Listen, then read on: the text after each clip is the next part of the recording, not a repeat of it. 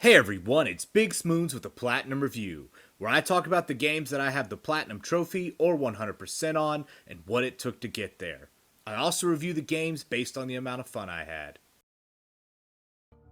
This is it, the very first Platinum I ever obtained when I got the PlayStation 4 back in August 2014.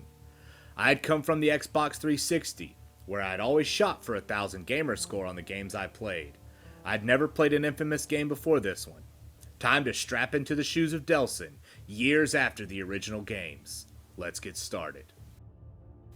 Infamous Second Son was developed by Sucker Punch Productions and released in 2014. It makes use of the new features for the PlayStation 4 controller to include the motion controls, light bar, and sound. This plays a big role during the spray painting moments.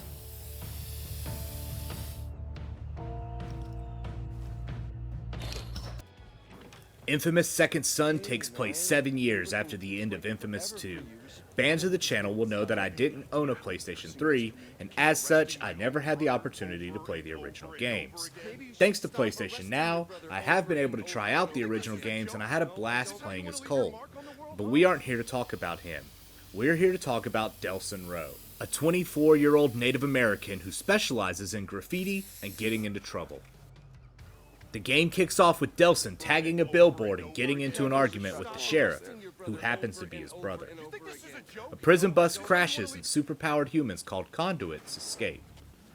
Two run for the city of Seattle, but one is trapped. Delson rushes to help the one that was trapped and discovers that he is also a conduit, with the power to absorb other powers. In this case, Delson obtains the power of smoke. This allows him to move in a cloud of smoke and shoot various smoke clouds out of his hands to fight. You will chase down and fight the original smoke conduit, but then you will encounter the real villain of the game, Brooke Augustine, the director of the DUP, the Department of Unified Protection. Her power is the power over stone. She uses this power to slowly kill your entire tribe. Your new mission is to find her, steal her power, and save your tribe. So off to Seattle we go. The entire city is under DUP control, and Delson takes on the task to fight back. The citizens live under the thumb of the government, and checkpoints are used to weed out conduits. On the other hand, drug dealers have taken over the streets. You need to rally the people to fight back, or systematically kill everyone in your path to save your tribe. You will have to choose your destiny in the form of red and blue choices. Red for Infamous, and blue for Hero. This system permeates the entire game. There are the obvious large choices that push you one way or the other. However, choosing to kill or subdue enemies, saving or harming civilians, and even what image you choose to graffiti affects this meter. I love how the more toward one side you go, the more the image of the two birds change. They originally sit side by side when you are neutral, but move to the extreme sides and one bird completely takes over. Different karma levels change which skill unlocks you have, with the Infamous ones being more violent and the hero ones being more benevolent. You have a few skill trees that stem from the various powers you get throughout. Starting with smoke, you will then earn neon, video, and eventually stone. I will say that smoke is rather boring, but man, do neon and video make up for it. I especially love the visuals on the path to getting neon, and I love the look of the traversal provided when you obtain video. I give Infamous Second Son an 8 out of 10 for fun. I had a blast once you get past the opening areas. The game really takes off once you obtain the neon power. It can become tedious clearing each area to 0% DUP control. There are some fun side things to do like collecting shards, but looking for audio logs and tracking down agents are not fun, even though the audio logs do flesh out the lore of the game.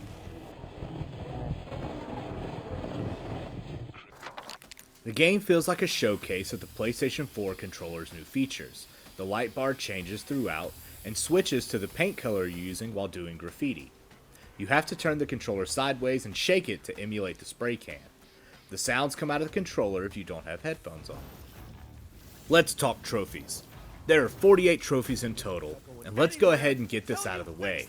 It will require 2 playthroughs, with one of them on the hardest difficulty. The reason for the 2 playthroughs is due to the karma system. You have to complete the game with good and evil karma for 1 trophy each. Along the way, you'll obtain 10 total trophies, 5 from each karma side for story choices. There is an additional 2 trophies for maxing out good or evil karma. Completing each district until it reaches 0% will net you a large number of the trophies, because doing so will require you to complete all the side tasks, 14 trophies to be exact. This is for collecting all the audio logs and blast shards, destroying all the security and hidden cameras, doing all the graffiti, and killing all the agents. I really enjoyed the graffiti as a side task, and even when I didn't need to do them on my second playthrough, I wanted to see what the other karma ones looked like. Another good portion of the trophies will come from small objectives that pop up on the map occasionally. These do not affect the DUP control on a district, however they are colored red and blue to show which karma you will obtain from completing them. These are rescuing people from pens, busting drug dealers, healing civilians, and rescuing conduits from the mobs on the good side. Executing the wounded, beating up sign twirlers and musicians, disrupting rallies and killing gang members on the evil side. Do 10 of each of these tasks to net you 9 more trophies. The rest of the trophies fall into the miscellaneous category. These are one-off trophies that can be obtained quickly and usually are fun combat ones. One requires you to destroy 5 cars in 5 seconds. One for comet dropping from over 170 meters, which is best saved for the end when you can get on the tallest building. One for staying airborne for 45 seconds, also best saved for the end. Defeating 10 enemies with ammo crates by blowing them up. You will also need to defeat 1 enemy with 3 different power moves. You will obviously have to wait until you unlock them to do so. Smoke dash through 2 vents and then comet drop on an enemy for another trophy. Get 3 enemies coughing and then comet drop on them. Use your neon power to hit 3 enemies in their weak spots in 6 seconds. And finally, use your super move to kill just 1 enemy. This will round out all of the trophies. Expert difficulty can prove particularly annoying, but it isn't too difficult. If you're willing to go through an entire second playthrough on the hardest difficulty, then actually obtaining all the trophies is not a lot of work. I recommend you get that platinum. Reg, you should see this, man. Thanks for watching, everyone. I hope you all enjoyed today's video. While this game is on PlayStation Now, I feel a little apprehension to mention it. PlayStation Now is on its last leg and is slated to be merged into PlayStation Plus Premium in June. Hopefully a lot of the games I've reviewed from the service will remain there for people to play. Anyway, as always, be good to yourself.